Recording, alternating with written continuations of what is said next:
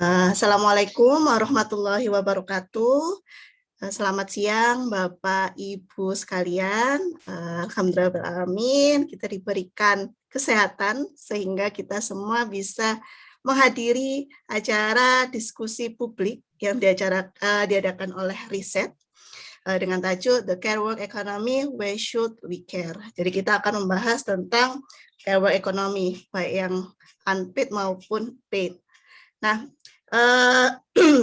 acara Public Talk ini merupakan memang serangkaian acara yang diadakan oleh Riset yang dilakukan secara berkala untuk mewadahi teman-teman supaya bisa sharing mengenai penelitian maupun memberikan masukan gitu ya.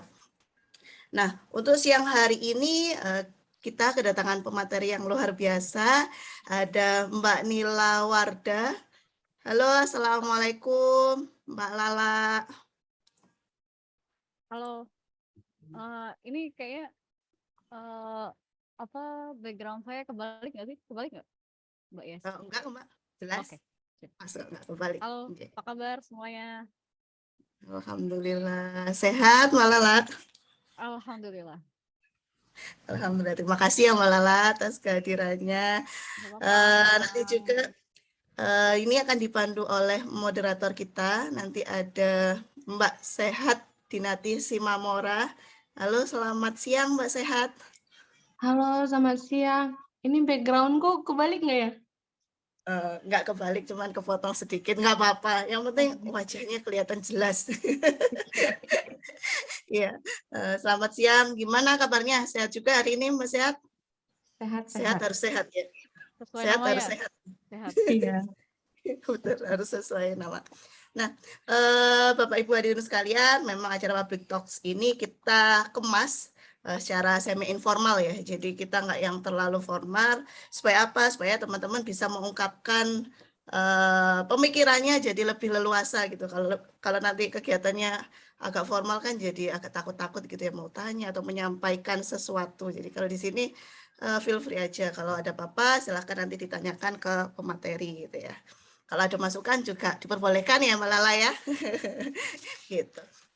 Oke, baiklah sebelum menginjak acara inti, ini ada salam dari Bapak Direktur Riset, yaitu Bapak Muhammad Fajar.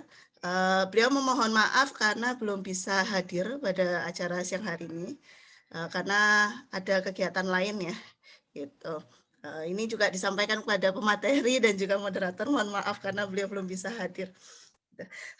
Baiklah, sebelum lanjut ke sesi materi dan tanya jawab, izinkan saya untuk memperkenalkan secara singkat terlebih dahulu siapa sih moderator kita pada siang hari ini.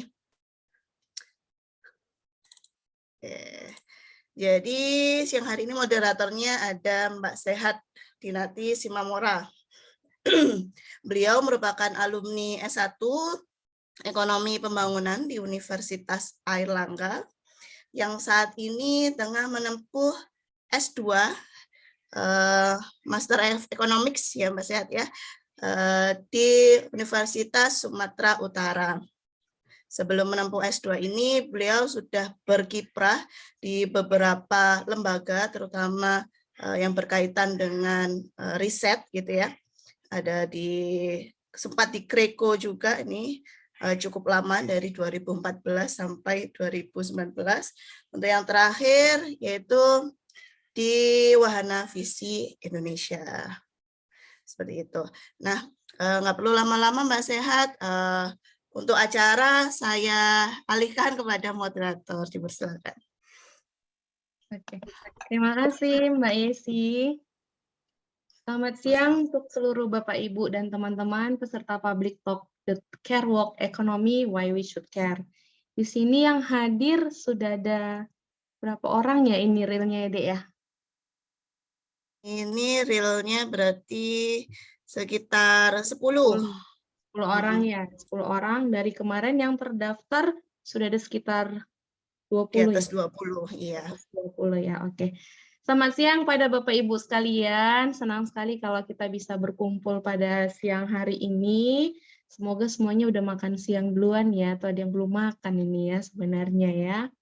Nah, udah makan belum Bapak Ibu? Alhamdulillah ya. Belum. Belum. Oh, belum. Iya, boleh nanti ya sambil nyamil-nyamil ya gitu. Sambil juga menikmati materi, jangan sampai nanti lapar-lapar nggak bisa mikir. Sayang materinya udah jauh-jauh didatangkan ini Ibu Lala, Ibu Nila Wardah. Kami panggilnya dulu Bu Nila Wardah ini Mbak Lala. Mbak Lala ini 2 tahun di atas saya stambuknya. Oke, untuk teman-teman sekalian, sebelum kita masuk ke pembahasan topik ini, mungkin ada baiknya kita kenalan dulu ya. Ini sebenarnya pesertanya berasal dari kabupaten mana, kota mana, negara mana, benua mana gitu kan. Karena ada pepatah bilang, tak kenal maka tak sayang, kenalan pun belum tentu sayang, tapi setidaknya kita kenalan lah ya. Boleh dibuat di kolom chatnya gitu ya.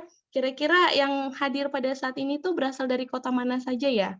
Kalau saya sendiri ini sekarang posisinya lagi di Medan. Kalau yang lain berasal dari mana saja ini, supaya saya tahu menyesuaikan nanti untuk logat bicara kami ini mau bahas apa ini. Karena kalau kami di sini banyak yang Jawa ini dari Jawa Timur. Boleh di komen. Medan sehat. Oh, ada yang dari Medan, ada yang dari Jogja, Puji dari Jogja. Yang lain dari Cirebon, Cirebon Sunda ya. Halo Mbak, iya Mas Khairul Akbar. Khairul Akbar dari mana? Dari Medan Horas, dari Lok Semawe Aceh ya, dari Aceh. Wah jauh ya. Beragam berarti ini ya Mbak Lala, Mbak Yesi ya, ada macam-macam. Oh ada yang dari Padang, Padang ya, ada yang dari Padang juga. Dari hatimu, aduh bingung kita jawabnya. Oke, baiklah. Berarti ini diasumsikan ya, berarti kemarin kami berpikirnya ini kemungkinan akan banyak yang dari Jawa Timur bisa Jawaan, jadi ternyata agak kita harus menyesuaikan. Nah, terima kasih untuk Bapak Ibu yang sudah merespon. Nah, sekarang kita akan langsung saja masuk ke pembahasan topik tentang care walk ini. Sebelumnya Bapak Ibu ada yang pernah dengar belum terminologi care walk ini? Care walk. Ada yang sudah pernah dengar tentang terminologi care walk? Mungkin bisa dicek lagi di kolom chatnya, supaya kita agak interaktif sedikit gitu ya. Ada yang sudah pernah dengar tentang istilah care walk? Care walk ekonomi belum ya? Ya, Mas Willy belum pernah. Ada yang lain? Belum, Mbak. Saidah Khairiyah belum pernah. Oke, berarti ini banyak yang belum pernah ya. Ya, Mas Khairul Akbar juga belum pernah. Sama, saya juga belum pernah. Kalau bukan karena acara ini, saya juga nggak akan pernah tahu kayaknya apa itu care walk gitu ya. Jadi saya juga terpaksa untuk membaca, menggali sebenarnya apa sih care walk ini. Dan yang lebih menarik lagi, kalau di judul acara ini ada tulisan why we should care gitu ya. Kenapa kita harus peduli? Padahal kita aja nggak tahu gitu kan, apa sih care walk ini? Terus kenapa kita harus peduli gitu ya? Ternyata setelah membaca beberapa referensi, istilah care walk ini rupanya sangat dekat dengan kita, tapi jarang dibahas seserius ini. Nah, sekarang ada kesempatan kita untuk belajar langsung dari penelitinya, ada Mbak Lala, Mbak Nila Wardah.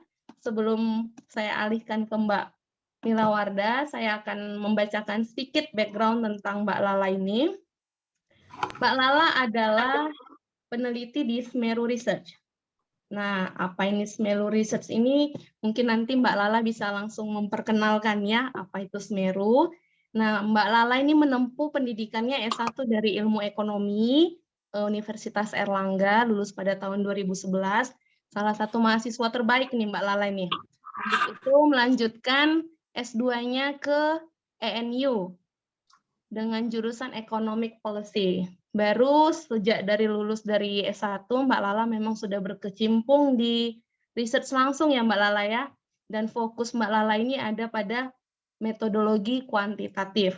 Kalau untuk pengalaman penelitian, publikasi, sepertinya Banyak ya, tadi saya baca CV-nya juga banyak. Ada seperti studi manfaat program Kompak dalam penguatan akuntabilitas sosial, studi dampak sosial ekonomi pandemi COVID-19 di Indonesia, akses perempuan miskin terhadap pelayanan umum, analisis dampak Prukades untuk percepatan peningkatan pertumbuhan ekonomi desa yang inklusif, dinamika ketimpangan di pedesaan Indonesia, penyusunan indeks kesejahteraan sosial atau IKSOS 2021, dan lain-lain. Jadi untuk teman-teman juga mungkin nanti yang ingin membuat penelitian begitu ya, atau ingin menulis jurnal gitu ya, bisa nih tanya-tanya Mbak Lala terkait tulisan-tulisan Mbak Lala sebelumnya, mungkin bisa memberikan insight atau kira-kira Mbak ini gimana ya. Nah, enak tuh kalau ada yang udah pernah meneliti sebelumnya. Oke, tanpa berlama-lama lagi, langsung saya serahkan ke Mbak Lala dengan tata tertib berikut ini. Yang pertama, diharapkan kepada seluruh peserta, kita untuk on cam ya. Kalau memang masih memungkinkan untuk on cam, kita on cam supaya kita nggak berbicara kepada layar hitam gitu ya. Bingung ini sebenarnya orangnya ada atau enggak ada ini. Yang kedua, materi akan disampaikan selama 40 menit, sekitar 40 menit.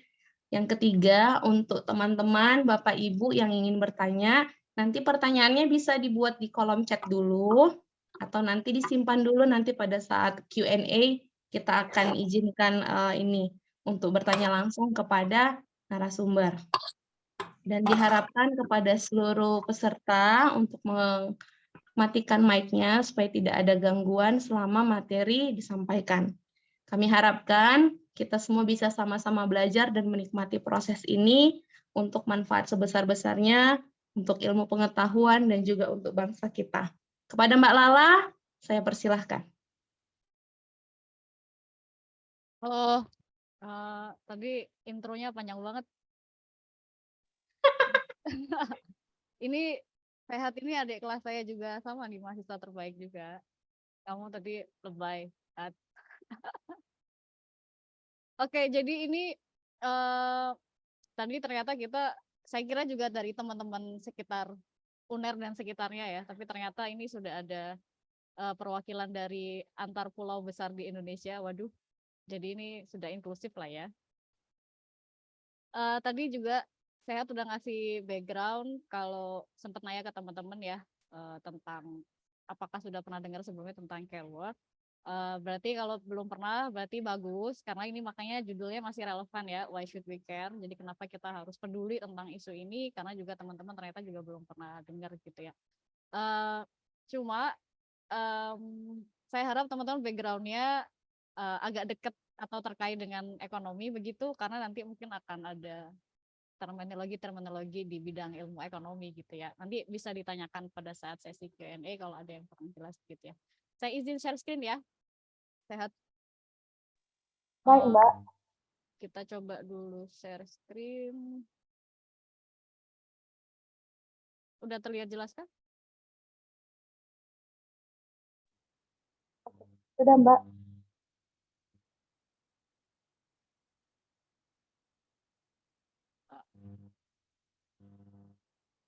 Saya boleh matiin kamera nggak? Tadi padahal harus itu ya, pesertanya suruh nyalain kamera.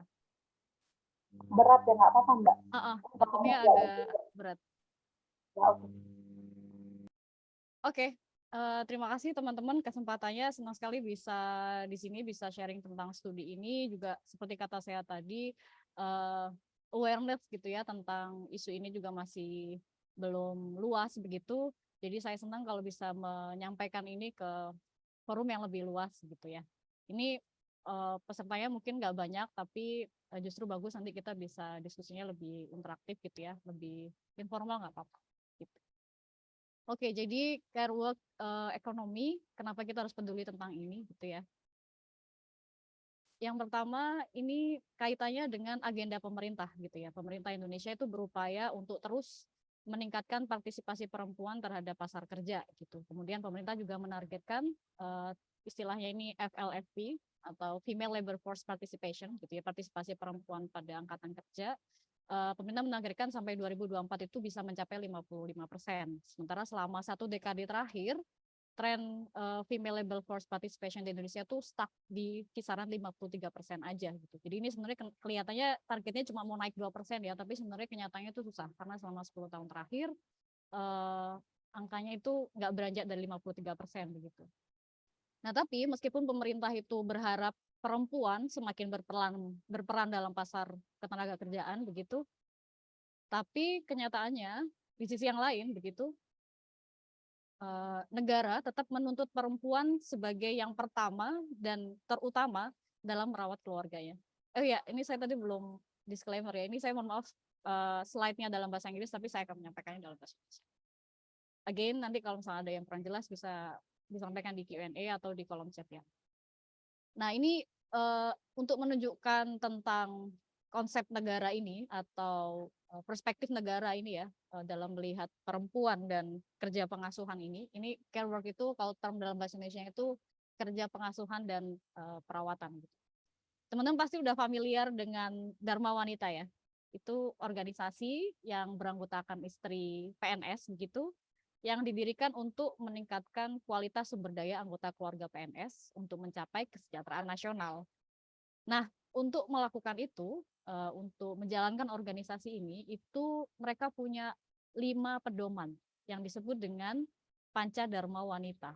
Nah, sini teman-teman bisa baca ya. Jadi dalam Panca Dharma Wanita itu disebutkan bahwa wanita itu sebagai pendamping suami yang setia, sebagai pengurus rumah tangga, penerus keturunan bangsa, pendidik dan pembimbing anak, dan sebagai anggota masyarakat. Ini menunjukkan tadi itu ya, bahwa negara tetap beranggapan mengharapkan dan menuntut gitu bahwa perempuan itu menjadi yang pertama dan yang terutama gitu dalam melakukan kerja pengasuhan. Jadi sampai ada termnya ini jam kerja istri itu mulai terbit matahari sampai terbenamnya mata suami gitu ya.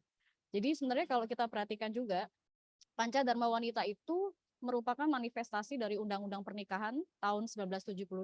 Disebutkan di pasal 32 itu bahwa laki-laki itu sebagai kepala rumah tangga dan perempuan sebagai ibu rumah tangga. Jadi emang sudah state dengan jelas gitu ya. Ini tidak ada yang berubah meskipun sudah ada revisi Undang-Undang Pernikahan di tahun 2019 terkait peningkatan usia minimal untuk menikah. Tapi sebenarnya konsepsi negara tentang relasi antara laki-laki dan perempuan dalam rumah tangga itu tidak berubah selama lebih dari 5 dekade ya, karena dari tahun 1972 tadi undang-undangnya sampai sekarang tidak ada yang berubah. Artinya dengan agenda pemerintah untuk mendorong partisipasi perempuan di pasar kerja tadi, negara tetap berharap perempuan melakukan baik kerja produktif dan kerja reproduktif secara bersamaan.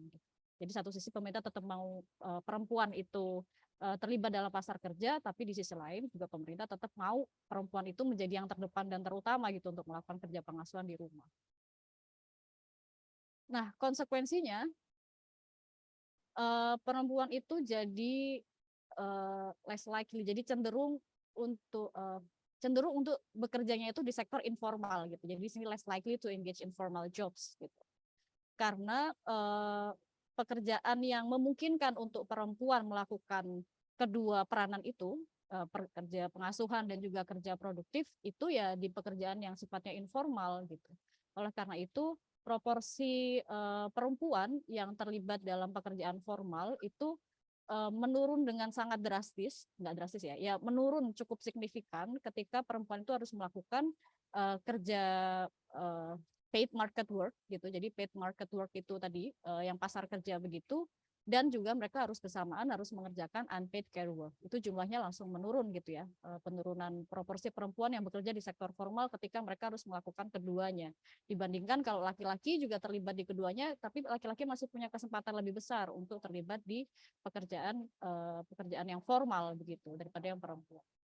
Dengan kata lain, ketika perempuan itu masuk pasar kerja, itu bukan kemudian berarti bahwa beban perempuan itu berkurang gitu, malah kenyataannya menjadi double burden, pekerjaan jadi double karena perempuan masih harus melakukan keduanya. Gitu. Konsekuensi yang lainnya adalah kemudian pendapatan perempuan ini jadi lebih sedikit gitu ya dibandingkan laki-laki di tingkat pendidikan apapun. Gitu. Ini penjelasannya juga sama dengan tadi ya, karena perempuan itu lebih cenderung bekerja di sektor informal, sementara laki-laki bekerja di sektor formal. Perempuan bekerja di sektor informal karena itu yang mungkin buat mereka, karena mereka harus tetap bekerja sambil melakukan kerja pengasuhan. Sementara kita tahu bahwa pekerjaan informal itu kan tidak ada perlindungan sosial gitu ya di sana.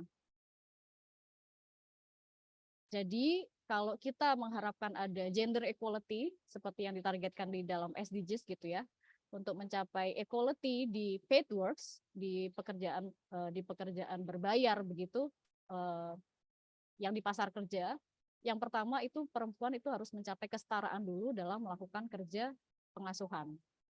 Nah, bagaimana strateginya? Itu ada 3 nih untuk mencapai kesetaraan dalam kerja pengasuhan. Itu recognize, reduce, sama redistribute. Dalam recognize itu artinya kita strategi itu dimulai dengan acknowledging gitu. Jadi memperhatikan atau apa ya acknowledging itu? Ya memperhatikan lah, not take it for granted gitu. Jadi tidak kemudian menganggap itu suatu hal yang ya udah satu hal yang pasti aja gitu. Jadi kemudian diabaikan gitu ya. Makanya di sini kita langkah yang pertama itu harus merecognize dulu, mengenali gitu ya. Nah, selama ini unpaid care work ini, kerja pengasuhan tidak berbayar itu sering dianggap sebagai kerjaan yang secara sosial itu socially praised, secara sosial itu kayak dipuji gitu ya.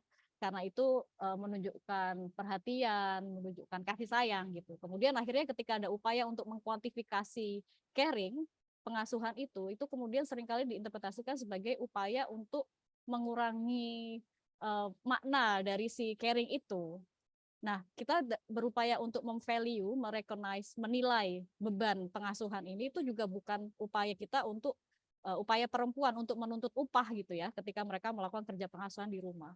Tapi yang diharapkan adalah ketika kita mulai menganggap gitu ya tentang kerja pengasuhan itu tidak menyepelekan, itu diharapkan kemudian mengarah pada pengaturan untuk reduce, mengurangi, atau meredistribute gitu ya, atau mendistribusikan beban kerja pengasuhan itu, baik antara laki-laki dan perempuan di dalam keluarga, atau juga antara key providers. Key providers ini berarti selain rumah tangga tadi, kemudian bisa juga publik, pemerintah, atau juga private sector, kemudian swasta gitu ya. Oke, langkah awal untuk recognize, mengenali atau acknowledge tadi unpaid care work itu mungkin dengan pertama mendefine gitu ya, apa sih unpaid care work ini. Jadi sebenarnya care work itu merujuk pada semua aktivitas yang dilakukan di rumah atau di komunitas sebenarnya, nggak cuma di rumah. Nah, care work ini itu termasuk ada direct caring, ada indirect caring. Kalau direct caring itu seperti merawat orang yang sakit, kemudian merawat orang tua, yang orang lanjut usia gitu ya, elderly, atau kemudian merawat, membesarkan anak, kemudian membantu orang-orang dengan kebutuhan khusus gitu. Kalau indirect caring itu seperti housekeeping gitu, jadi kayak mengatur rumah, pekerjaan domestik seperti menyiapkan makan, bersihkan rumah, membersihkan, nyuci piring, nyuci baju, cari air, dan seterusnya. The list could go on forever ya, saking banyaknya kerjaan domestik ini. Jadi sebenarnya pada dasarnya care work ini adalah segala aktivitas yang terkait dengan upaya untuk mencapai dan memelihara gitu kesejahteraan orang-orang sebenarnya gitu ya. Oleh karena itu care work ini itu berkontribusi besar terhadap keberlangsungan rumah tangga dan secara lebih luas itu juga berkontribusi terhadap national economy gitu, perekonomian negara. Kenapa? Karena ketika tidak ada caregiver atau orang yang melakukan kerja pengasuhan itu di rumah, itu akan menyulitkan orang lain, anggota rumah lain untuk melakukan economic work gitu ya. Jadi misalkan kalau misalkan nggak ada di rumah itu yang bersihin rumah, nggak ada yang ngasuh anak, itu kan akhirnya let's say itu yang melakukan perempuan, itu akan menyulitkan bagi laki-laki juga kan untuk misalkan bekerja gitu ya, karena nggak ada yang ngurusin dia di rumah gitu. Jadi sebenarnya peranannya sangat penting, dia tuh hand in hand banget antara care work sama yang market work tadi. Yang saya sebut market work tadi yang ini ya, kerja di pasar kerja begitu. Nah, tapi dengan unpaid care work itu tidak bisa terhindarkan gitu dan sangat substansial gitu ya. Unpaid care work ini tidak terefleksikan dalam statistik nasional atau dalam analisis ekonomi. Jadi kemudian gimana kita cara memvalue ya, menilai seberapa besar sebenarnya unpaid care work ini. Nah, untuk memvalue unpaid care work dan mendefine seberapa banyak sih sebenarnya bebannya, itu seharusnya kita bisa menggunakan data time use survey. Itu survei untuk mendaftar gitu apa saja yang dilakukan setiap waktu. gitu. Jadi itu time use survey seperti itu. Jadi kayak kita survei kepada rumah tangga gitu ya, anggota rumah tangga laki-laki, perempuan, anaknya gitu ya, apa aja yang mereka lakukan sehari-hari. Jam segini dia ngapain, jam segitu dia ngapain gitu. Itu time use survey. Ini salah satu yang dilakukan oleh di paper yang saya ambilin dari John Howard ya. Mereka melakukan di tahun 2021. Nah, dari survei seperti ini kita bisa menunjukkan, kita bisa mengungkap invisibility gitu ya dari unpaid care work. Kita bilang invisibility karena yang sebelumnya tadi tidak nampak dalam national statistic. Ini gambar ini menunjukkan bahwa unpaid care work itu utamanya dilakukan oleh orang-orang di usia produktif. Jadi ini grafiknya kan antara usia sama jam kerja ya per minggu gitu. Ini yang bentuk kurvanya kan U terbalik begitu ya. Jadi ini lebih banyak dilakukan oleh orang-orang di usia produktif. Tapi di sini tampak nyata adanya gender difference gitu, ada perbedaan gender gitu ya untuk yang melakukan kerja pengasuhan ini. Ini contohnya misalkan di Bangladesh. Nah ini di atas ya. Sebenarnya Bangladesh itu laki-laki dan perempuan itu sebenarnya ini yang merah itu perempuan, yang biru yang laki-laki gitu ya. Nah yang dash line itu untuk yang pekerjaan market work tadi, yang garis lurus itu yang unpaid care work. Ini kita lihat untuk Bangladesh itu antara laki-laki dan perempuan itu kan sebenarnya mirroring each other gitu ya, berhimpitan begitu. Tapi ada perbedaannya berkebalikan gitu. Yang laki-laki itu dia melakukan market work, yang perempuan itu melakukan unpaid care work. Gitu. Ini kita baru bisa mengetahui kalau kita punya time use survey. Kemudian dengan time use survey juga kita bisa mengidentifikasi kelompok mana yang sebenarnya masuk dalam kategori care deficit gitu ya. Jadi gambar ini tuh menunjukkan pola antara production, consumption, dan transfer. Production itu artinya dia melakukan kerja pengasuhan. Kalau consumption itu artinya berarti dia menikmati hasil kerja pengasuhan. Nah, kalau transfer itu berarti ya antara selisih antara production dan consumption itu ya dalam satuan waktu, dalam satuan jam. Nah, kalau dash line yang above zero di atas garis 0 itu menunjukkan dari situ kita bisa melihat bahwa ini anak-anak dan elderly. Jadi ini kan yang di atas ini ya, di atas garis dash line di atas zero line. Ini yang di atas ini itu adalah yang usia anak-anak dan usia elderly. Itu menunjukkan bahwa mereka ini adalah net consumer of care work. Jadi mereka lebih banyak menikmati care work daripada mereka menghasilkan kerja pengasuhan. Masuk akal kan? Nah, itu menunjukkan bahwa ini bisa mengarah bahwa kalau tanpa ada pengaturan bagaimana memberikan atau memproduce care work untuk kelompok usia ini, maka kita akan membuat mereka menjadi care deficit atau bahkan care crisis gitu. Ada krisis pengasuhan. Ini mulai muncul ya, dialami oleh negara-negara maju gitu, di Jepang misalkan contohnya, karena mereka tingkat fertilitasnya rendah gitu ya. Jadi mereka udah mulai masuk ke aging population. Sementara kalau elderly itu mereka lebih banyak sebagai net consumer daripada producer dari care work gitu. Akhirnya kemudian siapa yang harus provide care buat mereka, siapa yang harus merawat mereka gitu. Nah, kalau nggak ada pengaturan tentang itu, jadi mereka akan berada dalam care crisis gitu ya. Nah, itu juga baru bisa kita ketahui kalau kita punya time use survey. Nah, setelah kita bisa mengidentifikasi beban kerja gitu ya, working hours dari unpaid care work itu, kemudian kita bisa mengalihkan itu dengan market wage, dengan upah yang ada di pasar gitu ya. Misalkan dengan UMP gampangnya, untuk menilai berapa value dari unpaid care work itu. Nah, ini dari UK, Household Satellite Account. Jadi UK itu dia punya akun gitu, akun survei rumah tangga. Dan basisnya juga sama, time use survey. Itu kemudian mereka memvalue unpaid care work di UK, yang itu nilainya setara dengan 63% dari GDP mereka. Bayangkan, besar sekali kan, 63%. Jadi kalau misalkan kita memvalue apa yang dilakukan oleh pekerjaan-pekerjaan domestik tadi itu, baik yang direct caring atau indirect caring, ternyata nilainya tuh setara dengan 63% dari total GDP. Itu nilai yang sangat besar untuk selama ini tuh nggak terlihat gitu ya. Orang-orang nggak memperhatikan ini, padahal sebenarnya nilainya sangat besar. Nah, tapi dengan besarnya manfaat dari time use survey untuk merecognize tadi ya, strategi pertama kita untuk gender equality tadi kan kita harus recognize dulu ya. Dan untuk itu kita butuh time use survey untuk memvalue besarnya beban kerja pengasuhan ini. Tapi sayangnya Indonesia nggak punya data itu. satu-satunya data time use survey yang Indonesia pernah kumpulkan itu sebuah pilot project di tahun 1998 itu berkaitan dengan krisis waktu itu. Jadi juga di sini Semeru terlibat ya. Itu hanya di sekitar 100 kota apa kalau nggak salah ya. Cuma sedikit gitu ya. Udah, habis itu udah itu doang. Kita nggak pernah punya lagi gitu. Jadi ini sebenarnya jadi tantangan besar gitu ya untuk kita mengadvokasi isu ini. Karena kita nggak bisa menunjukkan tuh seberapa besar magnitude dari sektor ini, sektor unpaid care work ini, sehingga kita sudah miss tuh kehilangan poin pertama ya dari 3 strategi untuk promote gender equality dalam unpaid care work ini. Strategi yang pertama recognize. Tapi kemudian ya itu bukan berarti kita nggak bisa melakukan apa-apa ya. Kita masih bisa menghasilkan beberapa figure, beberapa deskriptif gitu dari data yang ada. Misalkan kita bisa menunjukkan siapa yang melakukan kerja pengasuhan di Indonesia gitu ya. Ini dari salah satu interview kita dulu, studi tahun 2012 dan 2014 ya tentang unpaid care work itu, mereka menganggap bahwa unpaid care work itu adalah kerja non-skill, tidak diperlukan skill, kemudian aktivitas domestik yang didominasi oleh perempuan. Jadi memang siapa yang melakukan kerja pengasuhan di Indonesia? Tentunya perempuan gitu ya.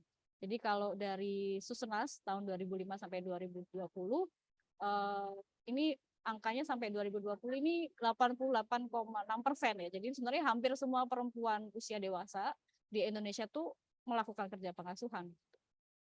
Jauh dibandingkan laki-laki. Walaupun sebenarnya ini laki-laki ini ada tren membaik nih. Di tahun 2020 itu hampir setengah dari laki-laki itu sudah mulai melakukan kerja pengasuhan. Nah ini figur menarik ya, ada tren keterlibatan laki-laki untuk melakukan kerja pengasuhan. Coba kita gali lebih dalam. Nah, kemudian kita coba memetakan antara siapa sih laki-laki dan perempuan yang melakukan kerja pengasuhan. Oke. Jadi ini grafiknya adalah proporsi laki-laki dan perempuan yang melakukan kerja pengasuhan berdasarkan beberapa karakteristik yang saya melihat cukup signifikan gitu. Ini sebenarnya bukan semua. Kita coba melihat ini dari banyak variabel ya. Ini yang menarik saja gitu. Nah ini bukan distribusi ya.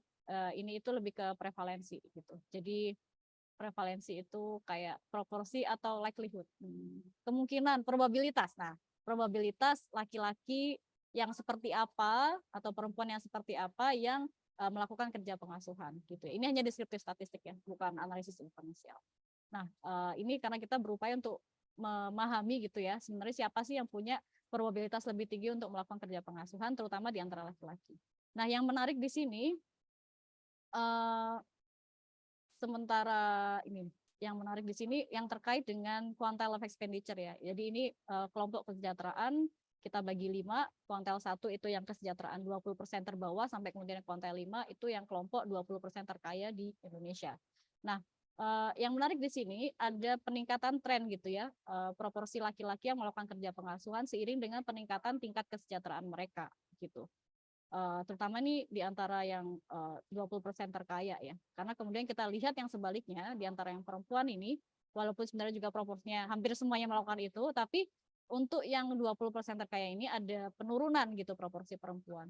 Ya, ini bisa juga berarti ada transfer, tadi ada redistribute dari kerja pengasuhan tidak berbayar ke berbayar gitu ya, karena mereka adalah kelompok kaya, tapi karena juga yang laki-laki itu meningkat, ini bisa jadi juga ada transfer nih di kelompok terkaya ini antara perempuan, dari perempuan ke laki-laki gitu untuk melakukan kerja pengasuhan. Jadi ini juga menjadi indikasi bahwa laki-laki yang berada di kelompok kesejahteraan terkaya atau semakin sejahtera laki-laki itu semakin mungkin gitu mereka untuk join the teamwork gitu. Nggak hanya perempuan yang melakukan itu sendiri, tapi juga laki-laki mulai bergabung gitu ya. Kemudian kesejahteraan ini mungkin terkait dengan tingkat pendidikan gitu ya, yang ternyata memang juga menunjukkan exactly the same figure gitu.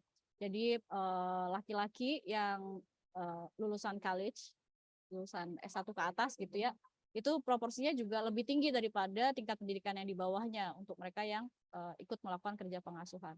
Sementara kemudian yang perempuan juga ada tren menurun nih ketika dia lulusan pendidikannya lebih tinggi, itu proporsinya juga dia lebih kecil. Di sini juga sama mengindikasikan ada redistribute ya kerja pengasuhan dari perempuan ke laki-laki untuk mereka yang sudah berpendidikan cukup tinggi gitu ya. Jadi kalau di sini ada yang belum nikah, cewek-cewek cari laki-laki yang berpendidikan ya, biar nanti nggak nyuci piring sendirian gitu.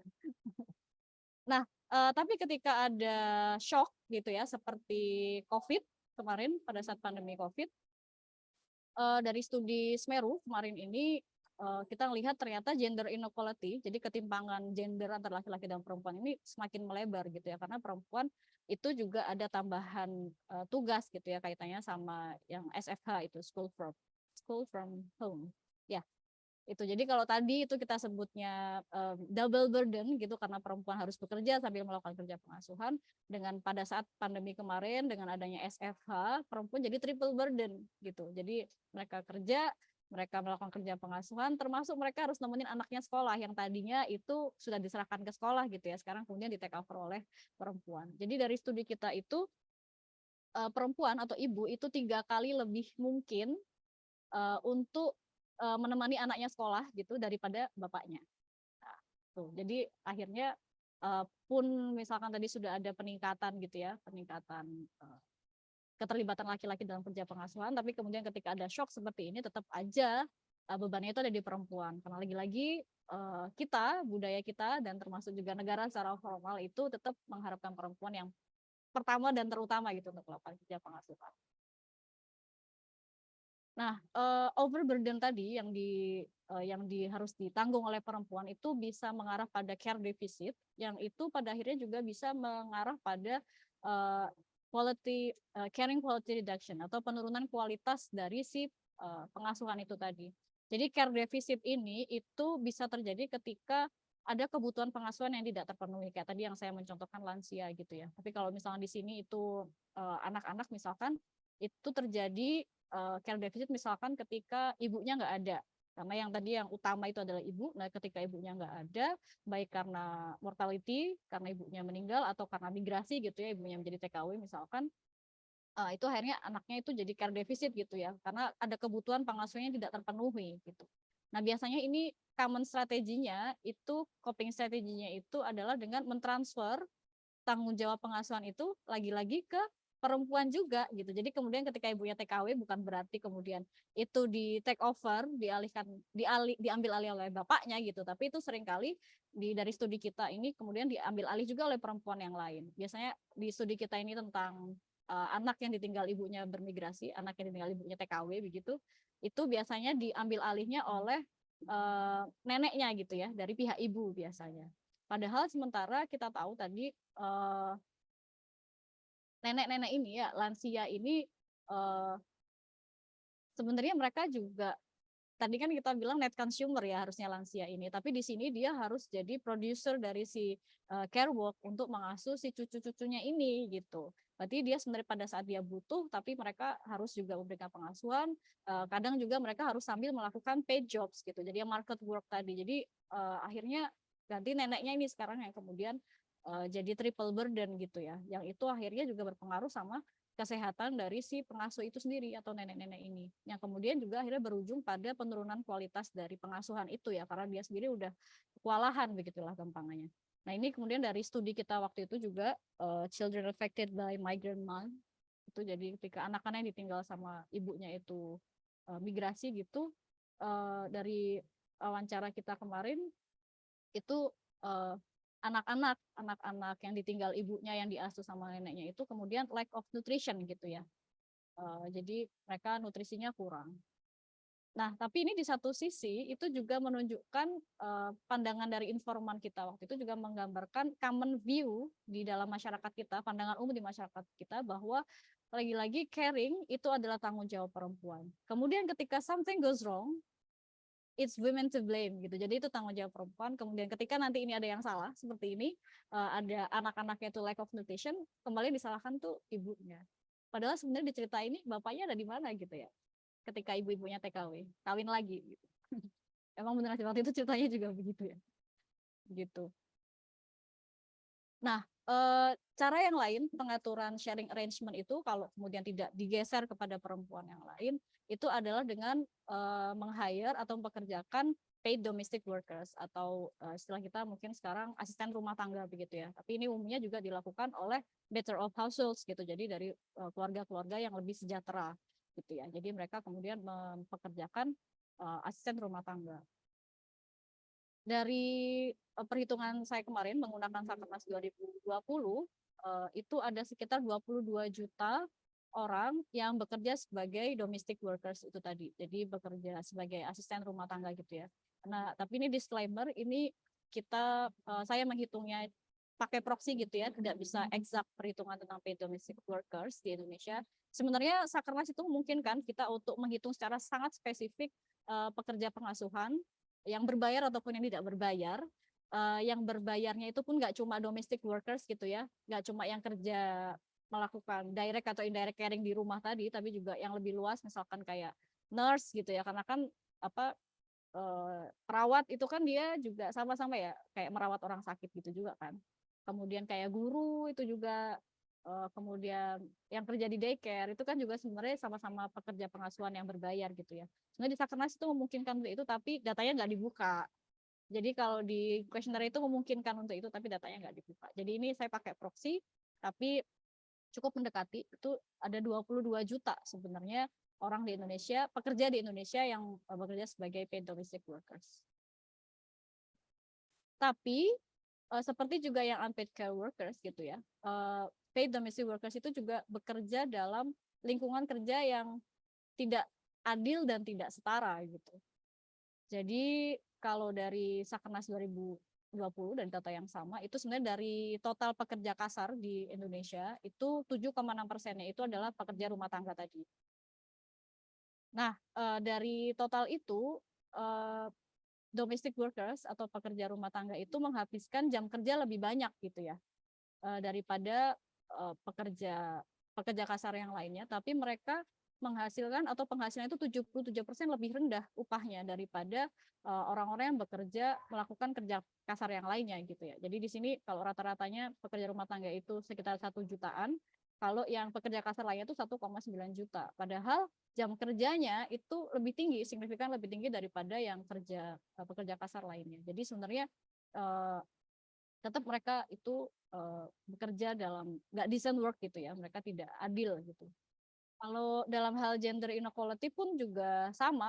Jadi kalau di antara total 22 juta pekerja rumah tangga itu 91%-nya perempuan. Ya.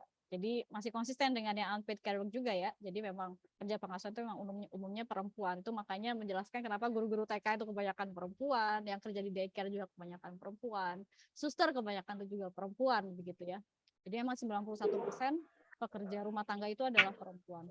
Mereka juga masih sama menghadapi gender inequality di sini. Jadi antara laki-laki dan perempuan, kalau in terms of jam kerja itu sebenarnya hampir sama, nggak ada perbedaan signifikan. Tapi perempuan itu upahnya 36% lebih rendah daripada upah yang diperoleh oleh laki-laki. Gitu. Artinya berarti kalau kita berusaha mendistribusikan beban kerja pengasuhan itu dari unpaid ke paid care work, itu sebenarnya cuma berujung pada menggeser ketidakadilan aja gitu dari unpaid ke paid work gitu, karena orang-orang teman-teman yang bekerja di kerja pengasuhan berbayar pun itu sebenarnya nature of work-nya itu masih indecent gitu ya, masih nggak layak gitu. Nah, di sisi lain sebenarnya pemerintah itu agak reluctant gitu ya, agak enggan gitu untuk misalkan menerapkan regulasi untuk menaikkan upah pekerja domestik tadi, pekerja rumah tangga itu. Karena itu akan berdampak pada produktivitas gitu. Karena meningkatkan upah dari pekerja rumah tangga itu, either way, itu akan juga berujung pada penurunan female labor force participation tadi. Jadi akan menurunkan juga partisipasi perempuan di pasar kerja. Kenapa? Jadi nih, kalau misalkan si upah pekerja rumah tangga itu naik, tapi upah si perempuan yang bekerja ini nggak naik, mereka nggak akan bisa bayar pekerja rumah tangga kan. Akhirnya daripada nggak bisa bayar, akhirnya mereka lebih baik keluar dari pasar kerja, kemudian mereka melakukan kerja pengasuhan itu sendiri. Nah, kalau misalkan pun upah si pekerja perempuan itu dinaikin, itu juga akan menurunkan demand for women gitu ya. Kalau teman-teman belajar ekonomi kan supply and demand aja gitu ya. Jadi kalau harga meningkat kan demand-nya akan turun gitu. Jadi kalau misalkan upah dari pekerja perempuan itu akan naik, maka firm atau perusahaan swasta itu akan less likely mau hire perempuan gitu ya. Ngapain hire perempuan? Udah ada cuti lahiran lama gitu ya, ada cuti head pula, kemudian juga upahnya harus lebih tinggi gitu. Ya mending nggak usah hire perempuan gitu. Jadi akhirnya backfire juga. Sementara pemerintah mengagendakan untuk terus meningkatkan female labor force participation gitu ya. Nah, ini seperti di studinya Shepard tahun 2009 itu dia melakukan wawancara ke pemerintah, dalam hal ini adalah Ministry Ketenagakerjaan, Kementerian Ketenagakerjaan. Itu mereka cenderung melakukan business as usual aja gitu ya. Nih, karena ini quote-nya langsung adalah factory workers, pekerja-pekerja di pabrik itu mereka nggak akan bisa bekerja tanpa ada pekerja rumah tangga yang merawat anak-anak mereka gitu.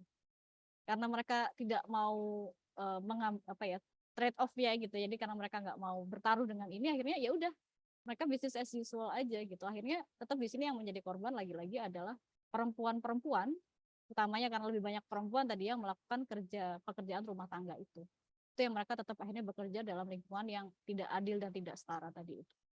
Nah, sekarang ini pemerintah sedang menyiapkan, udah lama sih, dari tahun berapa ya, 2017-an kalau nggak salah, itu sedang menyiapkan regulasi untuk undang-undang tentang PRT, untuk pekerja rumah tangga. Ini a good step, itu langkah yang baik, tapi dengan paradoks ini, itu sebenarnya harus disiapkan juga dengan caution gitu ya, dengan penuh perhatian, karena jangan sampai itu kemudian kontraproduktif gitu ya. Harapannya mencapai keadilan itu, tapi kemudian akhirnya partisipasi perempuan itu juga akhirnya menurun gitu ya. Jadi dengan paradoks ini bagaimana kita upaya untuk mengurangi beban pengasuhan yang sangat besar tadi yang utamanya ditanggung oleh perempuan. Yang pertama itu public provision ya. Jadi pemenuhan kebutuhan publik gitu, public provision, utama public services ya, layanan publik. Misalkan itu akses ke proper public service, jadi layanan publik yang proper gitu ya. Itu untuk harapannya bisa mengurangi beban kerja si pengasuhan tadi. Misalkan nih,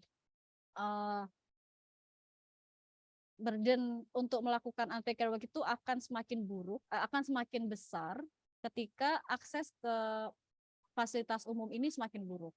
Ini contohnya di gambar yang ini juga bukan cuma gambar hiasan ya, ini gambar dari studi kita juga. Yang di tengah ini itu waktu saya melakukan studi di Manggarai tentang water for women waktu itu. Jadi ini anak-anak anak perempuan lagi-lagi yang harus bantu ibunya untuk ngambil air. Yang ngambil airnya tuh jauh banget. Nah, ini contoh sebagai limited public service ya. Jadi layanan publik yang terbatas gitu, tentang air bersih. Jadi ketika itu layanannya itu buruk, akhirnya beban perempuan itu makin besar gitu. Kalau ibunya kewalahan, akhirnya dia minta anaknya yang lagi-lagi juga anak yang perempuan begitu. Nah, jadi kalau misalkan public provision itu lebih bagus, itu akan mengurangi beban kerja waktu yang harus dihabiskan perempuan untuk melakukan kerja pengasuhan, dalam hal ini yang tadi yang indirect caring gitu ya. Yang harapannya sebenarnya ini tuh kalau public provision tuh kalau gampang untuk gambarinnya itu kayak ini ya, advanced home appliance gitu. Jadi kayak teknologi yang permudah pekerjaan rumah tangga gitu. Jadi kayak penemuan mesin cuci atau microwave gitu ya. Itu kan mempermudah, mengurangi waktu yang harus dihabiskan oleh perempuan umumnya untuk melakukan pekerjaan rumah tangga begitu. Harapannya dengan sisa waktu itu bisa dipakai perempuan untuk melakukan kerja pengasuhan yang lain sebenarnya kenyataannya gitu ya. Jadi kemudian ketika udah ada mesin cuci, waktunya berkurang, akhirnya perempuan ngapain? Ya akhirnya jadi masak atau dipakai untuk nyetrika juga gitu. Jadi karena memang sudah ada traditional gender role gitu ya.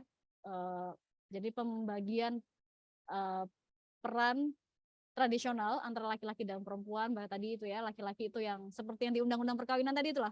Jadi yang laki-laki itu bekerja, kemudian yang perempuan itu menjadi ibu rumah tangga, begitu. Jadi akhirnya apapun sebenarnya pun sudah ada upaya untuk mengurangi beban kerja pengasuhan yang umumnya dilakukan perempuan ini, itu juga ujungnya adalah perempuan sisa waktunya itu juga nggak dipakai untuk hal-hal yang produktif di pasar kerja juga, tapi sisa waktunya untuk melakukan kerja pengasuhan yang lain.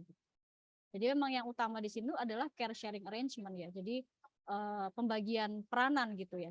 Sharing lah. Jadi terutama itu di dalam rumah tangga, di dalam rumah antara laki-laki dan perempuan, bahwa yang namanya membesarkan anak itu bukan cuma tanggung jawab perempuan. Bikinnya berdua, masa ngasuhnya cuma sendirian gitu kan? Ya. Jadi emang harus diasuh bersama-sama. Kemudian juga untuk bahwa kita tinggal di rumah ini tuh bareng-bareng gitu. Jadi memang membersihkan rumah itu tanggung jawab bersama, bukan itu tanggung jawabnya lah perempuan kemudian laki-laki membantu, enggak begitu. Kita tinggal di rumah ini bareng-bareng. Jadi emang care sharing arrangement itu sebenarnya yang paling utama.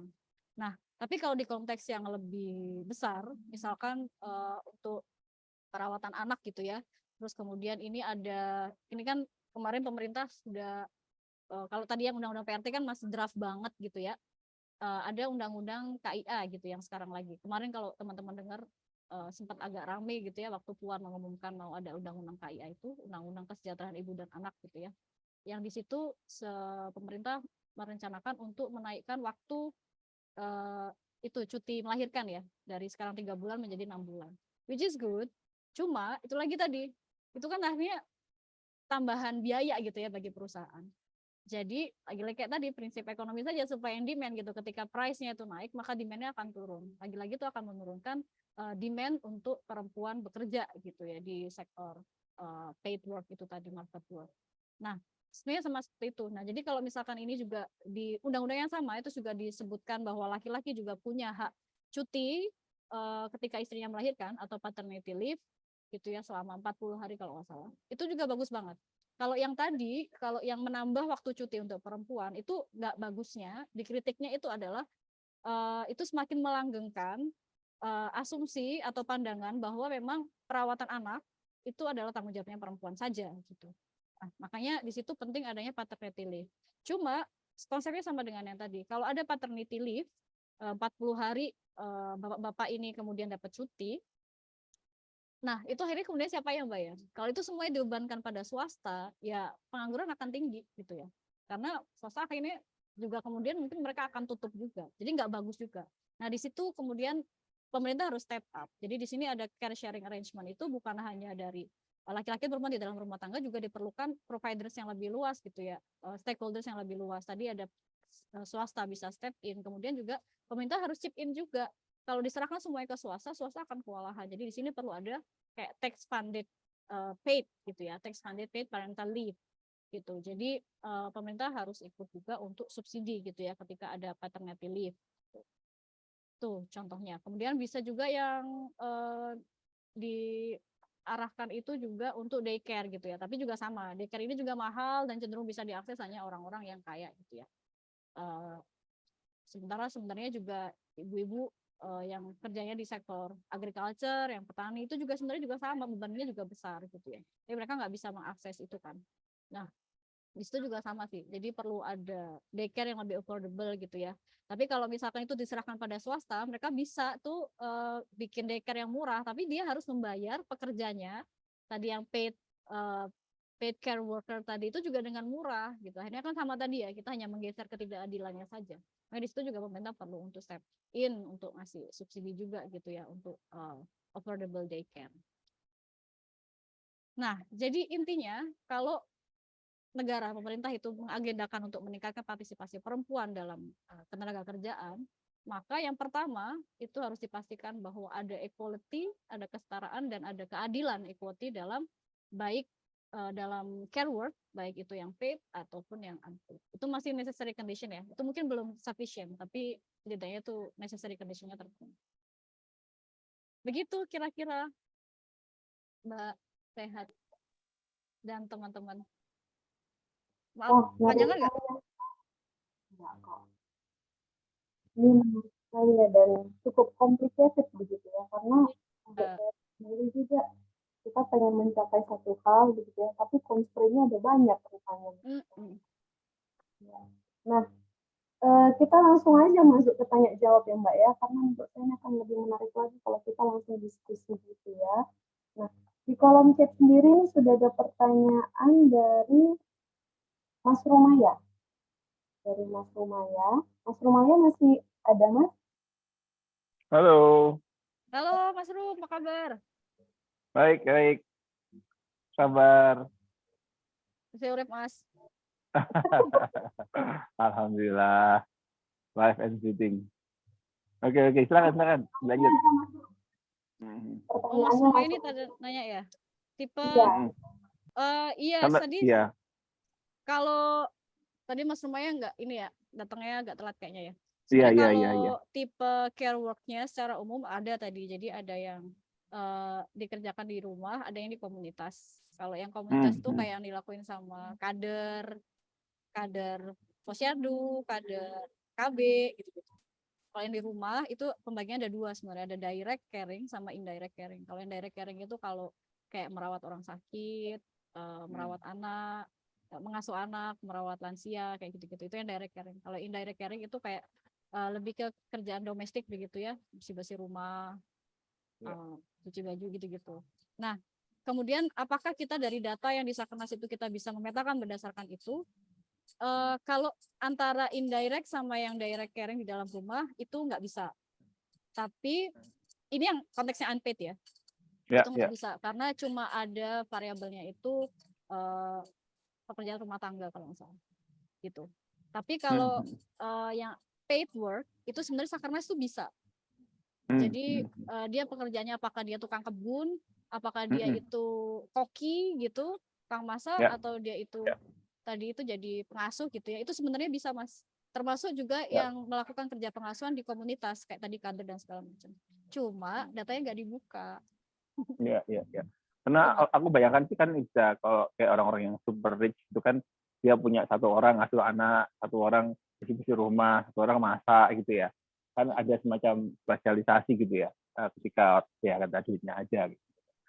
Nah, ya apakah bisa di breakdown seperti itu dari kan ini bisa kelihatan maksudnya man is more likely to participate in taking care children, nah seperti itu ya. Tapi dalam hal doing like apa masak mungkin les gitu kan itu bisa lebih itu Femen cerita pribadi ya Mas. Nah tapi kan begini ya, kalau kita ngomong ini is it a good thing or a bad thing gitu ya, ada nggak kita punya semacam studi yang showing apa ya bahwa shifting the impact gitu ya, tadi kan shifting the burden to ya like to men ya in the family, apa tuh bisa produce something about maybe apa anak getting better quality, ada nggak yang sifatnya seperti itu ya, atau is Banyak it kok sih Mas. possible to do Bukannya banyak to kalau studi yang study tentang ini ya, kalau spesifik ke anak loh ya. ya Jadi yang ya direct caring kemudian spesifik lagi ke anak itu kalau setauku walaupun aku nggak pernah mengerjakan studi yang seperti itu ya, tapi ya dari bacaanku banyak ya. Jadi kayak misalkan anak dengan keterlibatan bapak dalam pengasuhan itu mereka IQ-nya lebih tinggi misalkan. Jadi social skill-nya lebih bagus. Terus selain cognitive skills, social skills, terus juga ini ya. Contoh gampangnya mungkin kayak gini. Jadi kalau ibu-ibu itu ketika ngasuh anak itu kan cenderung lebih banyak khawatirnya sebenarnya ya. Jadi kayak jangan ini jangan itu gitu, nanti kamu jatuh takut apa gitu. Tapi kalau bapak yang ngasuh anak itu mereka akan lebih berani untuk misalkan main ya misalkan anak manjat-manjat dibiarin lah nggak apa-apa gitu. Jadi itu akhirnya ketika bapak lebih banyak terlibat dalam pengasuhan anak itu jadi lebih berani. Mereka lebih bisa outspoken, mereka lebih berani nge-explore gitu daripada yang hanya diasuh oleh ibunya saja. Oke. Thank you Lala. Mungkin ada menanya lain tuh, give another chance to others ya tuh ya. Thank you.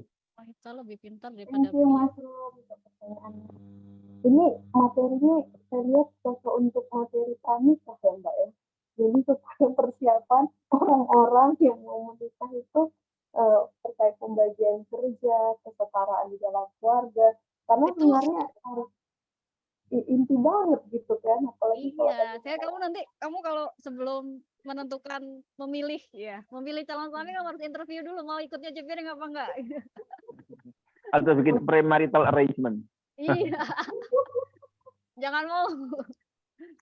Ya. Oke, ini ada pertanyaan dari Kak Lia Nenggolan ya di kolom chat. Sebentar ya Mas Fajar, ada wanita yang bisa melakukan semuanya. Setuju nggak sih dengan statement wanita lebih pintar daripada pria dari materi kita hari ini? Lalu, bukankah pria dan wanita saat ini dalam hal tanggung jawab adalah sama? Mengapa kenyataannya wanita yang bisa melakukan semuanya? Wow. Oke, Mbak Lala. Tapi Mbak Lia ini udah bagus, sudah beranggapan bahwa wanita dan pria itu punya laki-laki ya, perempuan dan laki-laki itu. Perempuan dan laki-laki itu punya tanggung jawab yang sama. Bagus, berarti itu Mbak Lia sudah one step ahead gitu. Diperlukan lebih banyak laki-laki yang juga berpikiran yang sama sebenarnya. Gitu. Iya seharusnya emang tanggung jawabnya sama, tapi lagi-lagi tadi itu ada kita bukan cuma di Indonesia, ini juga berlaku di negara-negara lain pun, yang negara maju itu emang ada eee, gender gender job division gitu, gender labor division. Jadi ada pembagian peranan tadi itu loh yang secara tradisional di budaya kita di dunia ini, bahwa yang laki-laki itu bekerja, kemudian yang perempuan itu menjadi ibu rumah tangga. Itu jadi kayak sudah budaya patriarkis kita gitu yang sudah mengakar di mana-mana gitu ya. Jadi memang di situ tantangannya. Ah, ini tantangan yang lagi itu saya sebutkan bukan cuma relasi antara laki-laki dan perempuan atau suami dan istri dalam rumah tangga begitu ya, tapi juga dari skop yang lebih luas. Misalkan nih sebutlah Mas Rumai perpikirannya udah progresif gitu ya. Mas Rumai bantu ngasuh anak, gantiin popok, nyuci baju gitu. Jadi kayak aku masak, kamu yang cuci piring. Nah, sudah ada pengaturan seperti itu. Tapi belum tentu dari pihak keluarga itu bisa menerima gitu ya. Bisa jadi itu juga terjadi dari pihak yang perempuan. Di beberapa kultur itu kan sangat kental begitu ya. Jadi misalkan udah ada pembagian gitu yang laki-laki cuci piring, kemudian si mertuanya atau ibunya istrinya tuh marah sama anaknya, kamu kok biarin suamimu nyuci piring sendiri gitu. Nah, tantangannya besar gitu kan, belum nanti kemudian dari tetangga. Jadi emang agak susah ya, karena itu emang sudah traditional gender role. Makanya emang dimulainya itu dari Mas Rumah ketahuan. Jadi memang harus dari banyak pihak ya. Jadi untuk perubahan, ini kan perubahan mindset, perubahan perilaku yang sudah mengakar gitu. Bahkan negara pun tadi nggak berubah selama 5 dekade kan, undang-undang perkawinan nggak dirubah begitu. Jadi memang agak berat. Itu bisa dari pendidikan, mulai dari pendidikan dasar gitu ya. Jadi contoh-contohnya selama ini kita di buku-buku di buku-buku SD itu kan bapak pergi bekerja, ibu di rumah gitu kan. Ibu masak gitu. Nggak ada kemudian bapak ketika pulang kerja itu ibu bisa istirahat, kemudian bapak bisa bantu ngasuh anak, enggak gitu. Itu enggak diceritain di buku SD gitu. Begitupun di iklan gitu ya misalkan. Itu jadi memang harus upaya semua pihak bersama-sama secara simultan untuk mendorong ada pergeseran eh, pergeseran pemikiran atau pandangan dari patriarkis tadi gitu ya. Saya lihat waktu itu ada iklan yang sangat bagus ya. Aku lupa iklan apa. Jadi persis ini seperti yang disebut sama Mbak Lia gitu ya. Jadi bapaknya pulang, kemudian pulang kerja HP-an gitu ya, terus ibunya pulang kerja itu langsung nyiapin makanan. Terus anaknya tuh gambar superhero gitu, terus ditunjukin ke bapaknya. Superhero-nya itu adalah ibunya, karena ibunya bisa melakukan semuanya gitu.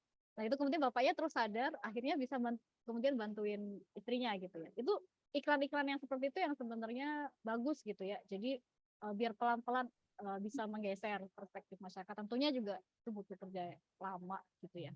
Tapi pendidikan itu adalah langkah yang awal gitu. Terus kenapa kenyataannya wanita bisa melakukan semuanya, laki-laki tidak? Jadi memang kalau ini secara menurut saya bukan gender.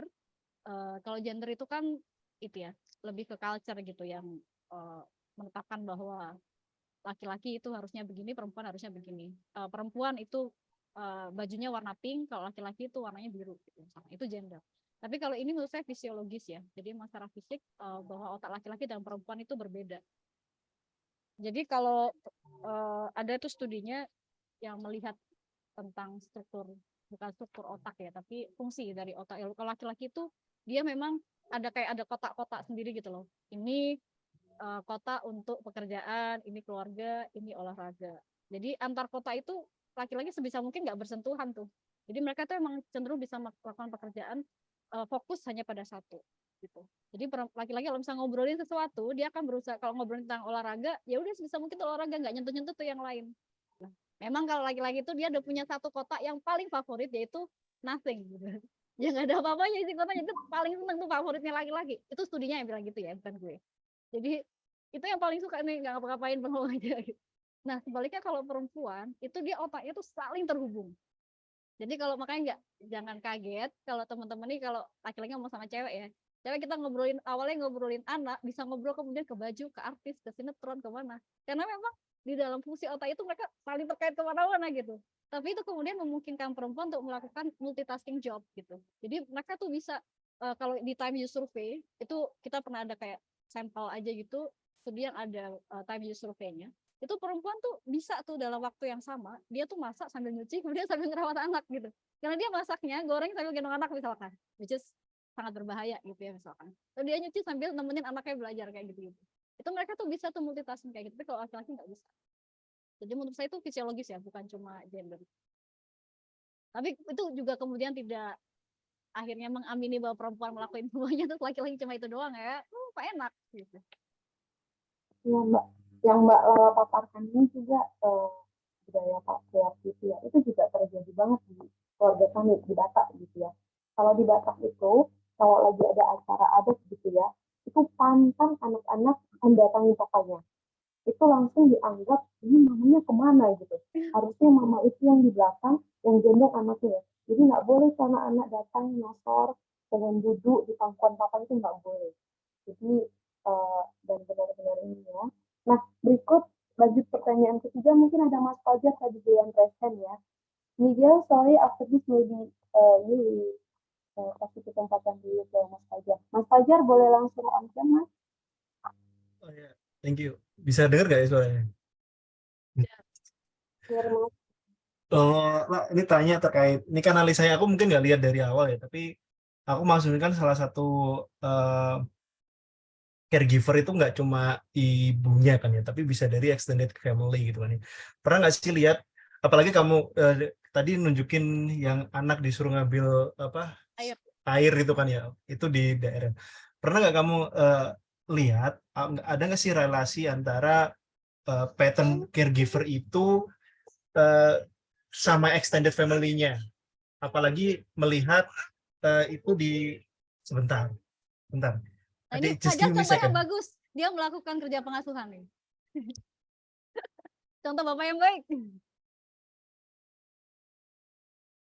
Ya, terus kemudian dia ngilang.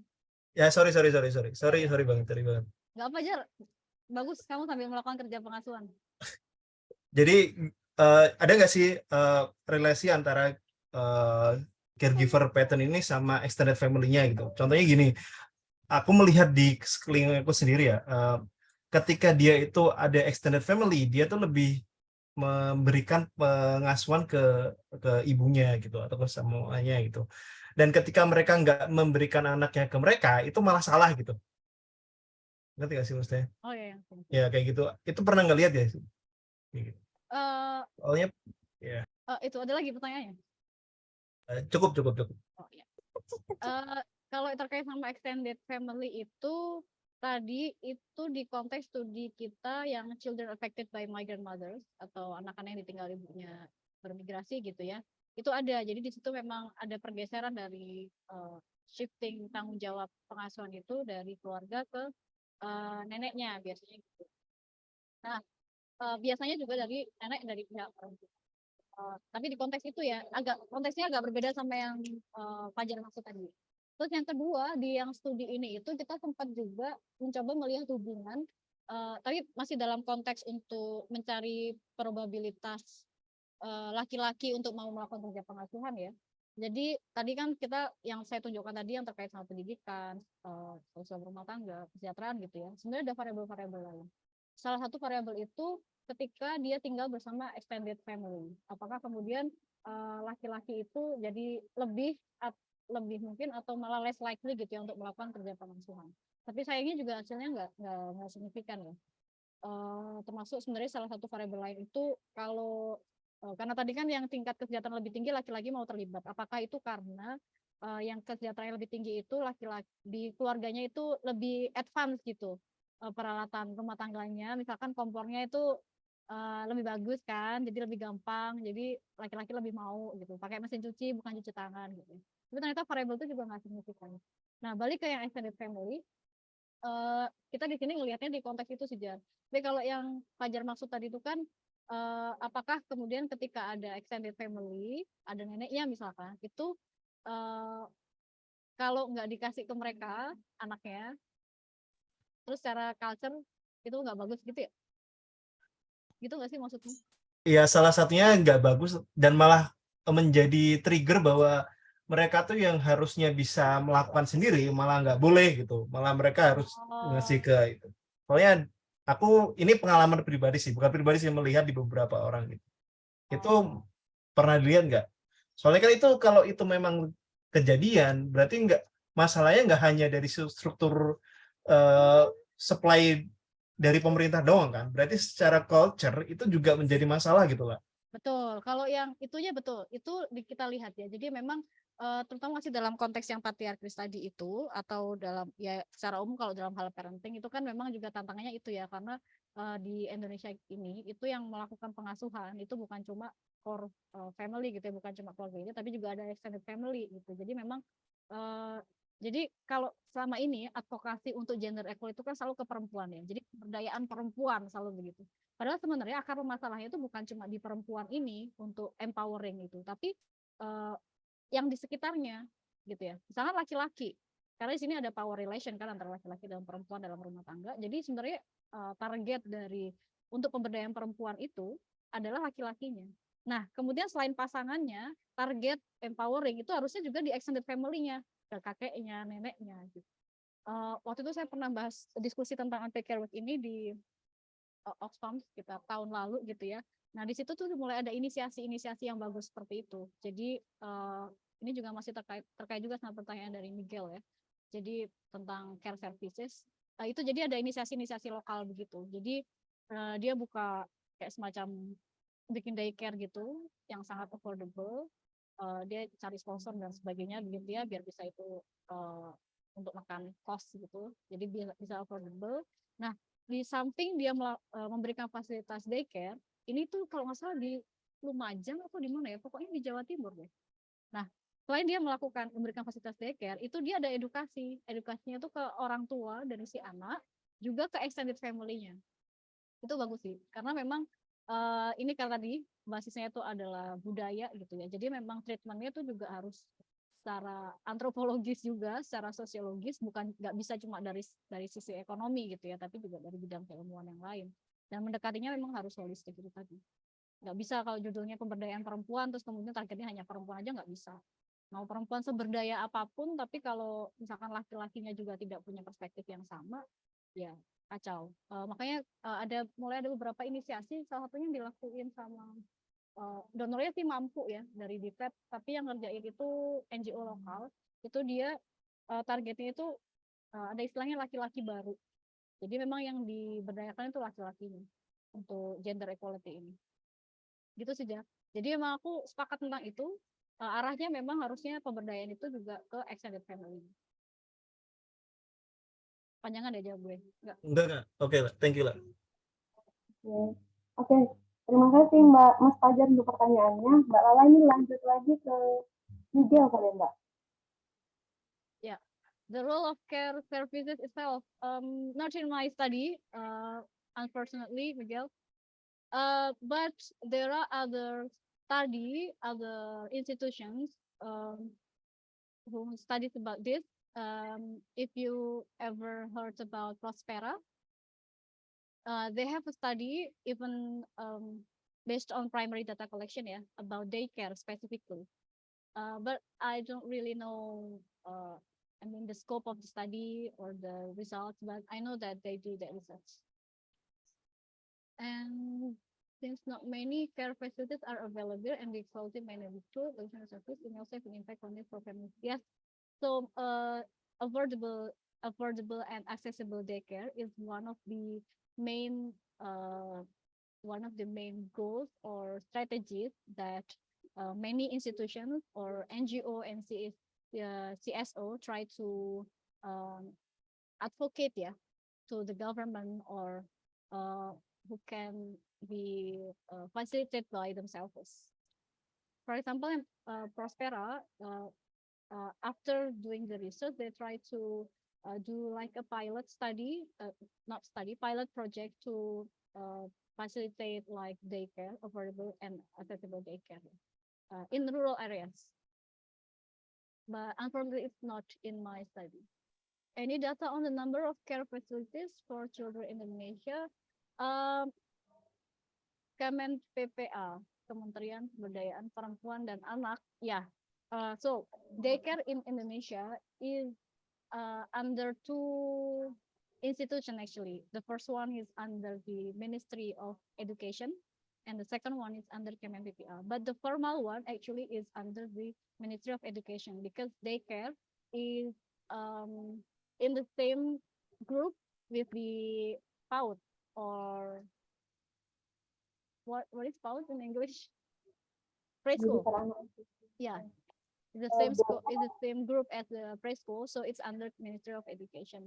But Kemen PPA, because related to the registration is quite tedious and difficult to access to Ministry of Education, then Ministry of Perempuan, Women and Female and Children Empowerment, yeah, Kementerian PPA try to initiate another registration for the daycare. So if there is data about care facilities, yes, but at least the formal one, the formal in this case is the registered one, yeah, either in the Ministry of Education or in Ministry of PPA. Hope it answers your questions. Miguel, do you still have any comment? Yeah. Thank you, Miguel, for the question. Kemudian ada pertanyaan dari Mbak Lia nih, Kak. Kira-kira gimana nih solusi atau apa nih yang harus kita lakukan supaya tidak terjadi konflik beban kerja Curhat istri ini dan kayak Mbak Lia. Beliau ini ibu rumah tangga ya, jadi memang membantu. Tapi Mbak, Oke, lanjut. di sini kan tadi Mbak bilang bahwa suami lelah cari nafkah gitu ya. Tapi yang perempuan itu juga lelah Mbak di rumah. Dikira itu nggak berat gitu ya. Berat banget loh melakukan semua kerja direct atau indirect caring tadi itu ya. Nggak ada habisnya. Makanya tadi kan di Dharma Wanita tadi, jam kerja istri dari terbitnya matahari sampai terbenamnya mata suami ya kan. Itu bener banget, pasti relate tuh. Emang nggak habis-habis kerjaan di rumah itu tadi, apalagi kalau anaknya masih kecil-kecil. Jadi itu keliru kalau menganggap bahwa suami yang kerja di luar itu lelah gitu ya. Sama lelahnya gitu. Makanya karena sama-sama lelah itu kita berbagi gitu ya. Begitu. Terus gimana caranya, solusinya? Itu tadi tuh Mbak. Yang makanya empowerment to gender equality itu memang tidak hanya ke perempuan, tapi juga utamanya di laki-lakinya gitu ya. Kita perempuan udah tahu misalkan, kita sadar bahwa ini harus ada teamwork nih gitu. Tapi kalau misalnya laki-lakinya tidak punya pemikiran yang sama kan susah. Sementara kalau kita ingin untuk enlighten gitu ya, enlighten suaminya, itu agak susah karena kita ada power relation gitu ya, ada relasi kuasa yang tidak setara antara laki-laki dan perempuan di dalam rumah tangga gitu. Jadi memang di situ perlunya ada pihak eksternal, makanya yang saya bilang tadi untuk promote gender equality itu juga tidak hanya ditargetkan pada perempuan tapi harusnya juga pada pasangan yang laki-laki. Itu kalau solusi lebih luasnya ya Mbak Lia. Kalau solusi buat suaminya Mbak Lia mungkin harus ngobrol sama Mas Fajar. Contoh baik. Biasa loh Fajar itu bahkan kalau diajak nongkrong itu dia nggak mau. Alasannya kasihan soalnya istrinya udah seharian di rumah ngurus anak kan. Kalau dia pulang kerja masih harus nongkrong, kasihan istrinya. Lu luar biasa sekali loh. Salut. Tidak salah pilih suami ya. Direkturnya riset ini luar biasa. Oke. Nah, terkait yang dibahas Kak Lia ini juga sebenarnya berhubungan dengan yang 3R itu ya Kak ya, yang Mbak Lala ya. Sebenarnya gimana solusinya terhadap pembagian kerja ini? Apa tadi ya? Recognize, reduce, sama dengan redistribute. Nah, aku mau tanya Mbak Lala, untuk yang recognize itu kan tadi kan bisa dilakukan dengan menggunakan time survey ya, gitu ya. Nah, sebenarnya kalau di negara-negara lain, pembelajaran dari negara-negara lain, apakah hanya dengan menggunakan time survey Mbak, baru kita bisa meng-acknowledge sebenarnya seberapa besar peranan dari unpaid care work ini terhadap secara global gitu ya, kontribusinya terhadap PDB misalkan gitu, atau ada cara-cara lain Mbak yang mereka lakukan dan mungkin lebih aplikatif gitu untuk konteks negara kita. Ada. Karena kalau untuk meng-value ya pasti itu time survey. Kalau enggak ya yang kayak yang tadi yang saya lakuin tadi itu. Jadi lebih ke cuma ngelihat prevalensi, distribusi gitu ya, lebih ke karakteristik siapa yang melakukan, tapi juga kita nggak bisa menghitung seberapa bebannya kan, karena di situ nggak ada jam kerjanya gitu. Karena yang di Sakernas ataupun yang di Susenas itu kan pertanyaan jam itu kan hanya untuk yang dia bekerja gitu ya, bekerja yang paid work gitu, yang market work. Tapi ketika dia sebagai ibu rumah tangga maka dia bahkan sudah nggak masuk dalam ini tuh, nggak masuk dalam angkatan kerja kan ya nggak, karena yang masuk di dalam angkatan kerja itu adalah pekerja atau orang yang sedang mencari pekerjaan. Jadi kalau yang sekolah sama ibu rumah tangga itu kan nggak masuk di situ, nggak dianggap.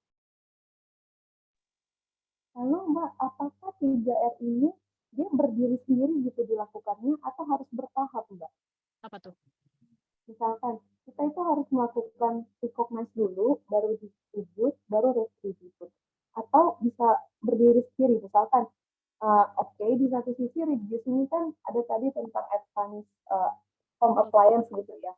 Bisa nggak ya pemerintah itu buat, kan kalau sekarang kan kalau harga-harga itu mungkin memang ada yang lebih murah, tapi kan secara umum kan mana semua ibu-ibu sanggup beli Kineco, beli apa itu kan. Nah itu mungkin ada diskon gitu kan, atau ada potongan pajak kepada perusahaan-perusahaan yang memproduksi home appliance gitu. Nah itu bisa berdiri sendiri nggak Mbak? Atau normalnya itu dia harus bertahap? Ya, pertanyaan saya bagus banget karena itu mengklarifikasi yang saya sampaikan tadi ya. Iya, benar itu harusnya bisa, itu idealnya memang begitu ya, bertahap begitu ya. Tapi sebenarnya tetap bisa, ada upaya-upaya tetap bisa dilakuin ya, walaupun kita sebenarnya masih nggak bisa untuk menunjukkan gitu ya, biar masyarakat bisa recognize itu secara lebih tepat gitu. Ya kayak contohnya itu LPG melon. Nah, waktu itu ya, di zaman SBY itu salah satu keberhasilan SBY itu reformasi itu ya, bahan bakar gitu ya, menggunakan si LPG hijau itu. Jadi memang kita ada salah satu studi tentang itu juga. Jadi memang kan alasannya waktu itu lebih ke ini ya, keberlangsungan energi ya sebenarnya utamanya. Tapi kita tahu bahwa masyarakat terutama di rural area itu masih banyak menggunakan kompor kayu bakar gitu ya, yang itu sebenarnya nggak bagus buat kesehatan dan juga sangat berbahaya. Berbahaya karena perempuan-perempuan ini ketika mereka masak itu kan sambil ngasuh anak. Jadi memang arahnya ke respiratory illness gitu ya, ke ibu dan ke anaknya. Jadi sebenarnya ketika ada reformasi bahan bakar itu kemudian menjadi LPG hijau dengan harga yang affordable, disubsidi besar dan dibagikan secara masif ya waktu itu berpengaruh sekali gitu untuk reduce tadi ya, untuk reduce beban kerja pengasuhan yang perempuan tadi. Kemudian kayak yang sekarang yang undang-undang PRT itu juga sebenarnya kan upaya bagus untuk kemudian meredistribute gitu ya, kalau dilakukan dengan benar. Cuma tadi itu ketika kita tidak bisa menunjukkan magnitud dan substansialnya isu unpaid care work ini, itu pemerintah tuh reluctant. Jadi kayak bahkan untuk waktu itu ya, kita sebenarnya ketika membahas ini tuh agenda kita adalah membuat biar unpaid care work itu visible dalam RPJMN gitu. Itu biar pemerintah itu take it into account gitu ya. Muncul di agenda pemerintah gitu sebenarnya. Nah itu tuh agak susah juga karena kita nggak bisa menunjukkan kayak tadi di UK bahwa sektor ini tuh sangat besar sekali loh, dan dia itu berkontribusi terhadap national economy, karena kalau nggak ada yang mengerjakan ini, kemudian yang lain juga nggak bisa kerja. Kemudian kalau nggak ada yang mengerjakan ini, nanti akan ada care deficit loh, kayak tadi yang di negara Bangladesh dan negara Asia Pasifik yang lainnya gitu ya. Kayak kemudian di Jepang itu ada, masa nunggu harus kayak yang Jepang tuh, kalau yang Jepang itu kan nggak perlu survei, lebih obvious gitu ya, karena memang mereka sangat aging population gitu. Dan culture-nya berbeda. Nah kalau kemudian di Indonesia ketika sudah mulai masuk isu elderly, jadi agak susah gitu. Tapi menjawab pertanyaan yang sehat tadi, in short tetap bisa dilakukan upaya-upaya untuk reduce. Sebenarnya upaya-upaya kecil gitu ya, tapi nggak sistematis. Dan itu mungkin multisektoral banget dan melibatkan banyak pihak, baik dari agama itu termasuk ya, dari sisi agama, budaya, tokoh-tokoh. Dilakuin sama PEKA. PEKA itu perempuan kepala keluarga, itu NGO gitu yang bergerak untuk pemberdayaan perempuan, untuk mengarah ke kesetaraan gender juga. Nah itu dia melakukan pendekatan ke tokoh agama, terutama itu orang-orang ustadz-ustadz yang biasanya jadi penceramah ketika ada pernikahan. Nah udahlah dijelaskan tentang gender equality, ternyata pas kemudian dia diundang acara nikahan lagi gitu, ada orang peka juga yang ikut, masih sama aja yang diceramain perempuan itu nggak jauh-jauh dari kasur, sumur, dapur gitu. Bisa memang, tapi itu pendekatan yang benar. Kemudian ada lagi tuh rumah kitab.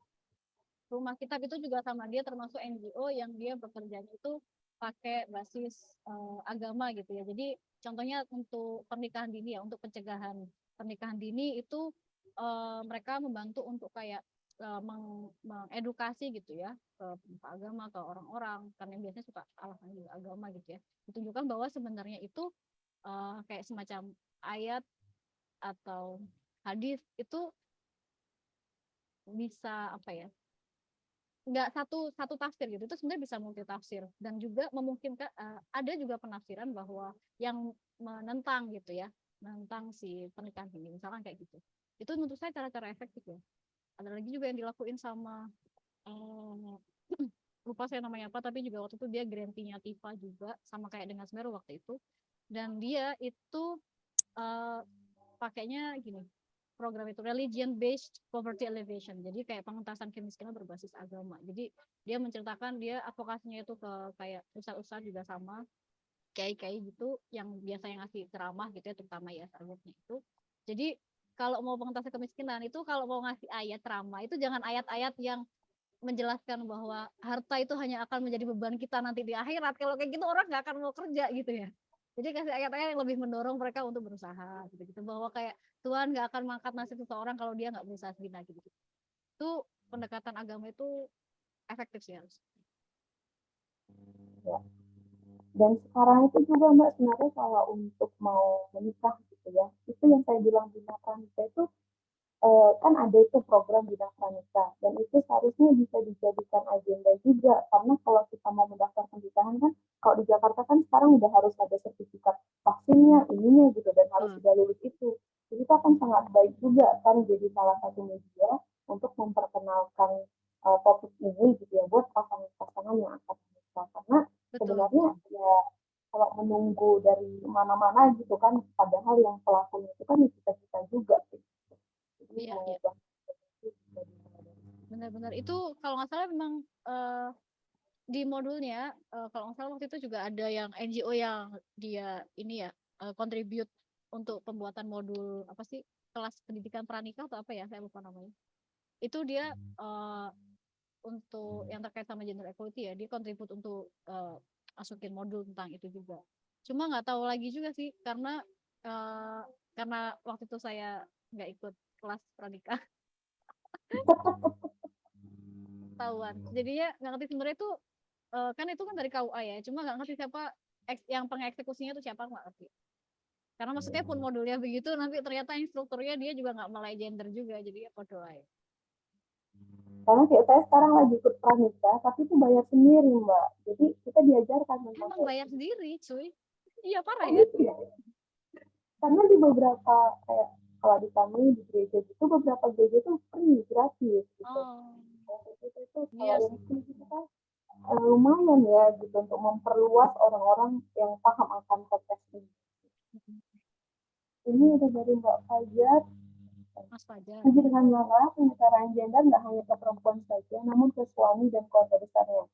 Salah satu hasil studi yang dilakukan oleh Penetrus kemarin menyatakan bahwa perempuan yang memiliki power tinggi di dalam rumah tangga memiliki hubungan positif terhadap keputusan kontrol kehamilan di tenaga kesehatan, tapi tidak signifikan terhadap pemilihan lokasi melahirkan. Kalau dikontrol, apakah dia hidup dengan extended family, probabilitas untuk tidak lahir di fasilitas kesehatan. Mungkin Mas Fajar bisa menjelaskan ya. Mas Fajar bisa nggak ya? Oh alah, ya. Jadi cuma singkat aja, kemarin ada analisa gimana sih peran wanita ketika mereka punya empowerment di dalam keluarga, apakah mereka punya let's say power untuk memutuskan ya kita nggak usah beli kompor lah, kita beli rumah, kita akan beli mobil aja gitu, katakanlah misal kayak gitu. Itu gimana efeknya sama akses mereka terhadap layanan kesehatan. Tapi ini kita fokusin ke layanan melahirkan ya. Jadi ketika ibu itu punya power tinggi di dalam keluarga, mereka tuh signifikan terhadap akses mereka terhadap mereka kontrol di ANC di rumah sakit atau di fasilitas kesehatan atau tenaga kesehatan. Mereka juga bisa memutuskan positif hubungannya sama mau ngelahirin di mana, mau ke dokter siapa, itu positif hubungannya, signifikan. Tapi ketika nanti dia itu dikaitin pada in actual where did they give a birth, itu nggak ada signifikannya. Itu alasannya kemarin adalah ketika ibu udah kondisi kritis, itu mereka nggak punya kemampuan untuk bilang ke suaminya, Pak, aku mau ke rumah sakit sebelah. Enggak, mereka udah menyerahkan ke semua keputusan itu ke suami ataupun ke extended family-nya. Itu ada juga penelitian hasil dari di UK kalau nggak salah terkait hal serupa, ketika pasien itu udah sekarat, mereka cuma menyerahkan ke ya orang yang ada di dekatnya gitu. Jadi meskipun mereka seberapa mereka punya power dalam keputusan sehari-hari, tapi ketika mereka udah kondisi emergensi, mereka nggak bisa apa-apa. Jadi penting untuk memberikan pengetahuan kalau kasus kali ini ya, pentingnya kesehatan ibu itu nggak hanya ke ibunya, tapi ke suami, ke keluarga besar itu salah satunya ini. Terus sih. Thank you Mas Fajar untuk penjelasannya. Mungkin kita ada pertanyaan lagi. Ini dari kolom chat sudah tidak ada. Apakah teman-teman yang hadir di sini masih ada pertanyaan yang mungkin ingin dibahas? Ini jadi peluang nih buat riset kalau mau bidding project untuk women empowerment, targetnya tapi ke laki-laki atau ke extended family. Kayaknya sebenarnya sekarang juga trennya itu masih sama sih, ke perempuan baru sedikit ya inisiasi yang ke laki-laki itu. Terakhir kemarin kita diskusi tentang ini itu dalam forum C20, CSO20 itu di konteks G20 ini. Di situ kumpul beberapa CSO di Indonesia ya. Itu jadi kayak semacam kita kasih pemahaman gitu ya. Jadi kalau mereka ada proyek lagi itu targetkannya juga ke laki-laki. Ya, dan topik-topik yang masih ini ya, blue ocean gitu ya, novelnya masih tinggi nih. Oke, berikutnya ada dari Miguel. Any example country that has been able to increase women labor participation without falling into those specific demographic problems? Or Miguel, can you Any your mic? example, unfortunately, ini ya referring question dari Miguel ya. Sehat. Yeah. Yeah, unfortunately, I haven't really reviewed literatures on this issue, apart from the one that I have presented. Yeah, even in the context that I presented earlier, in countries in Asia Pacific and in UK, they talk about care deficit, but not in relation with the female labor force participation. Yeah, I can't recall. Doesn't ring a bell in me now, but I'll be back to you later if I found one.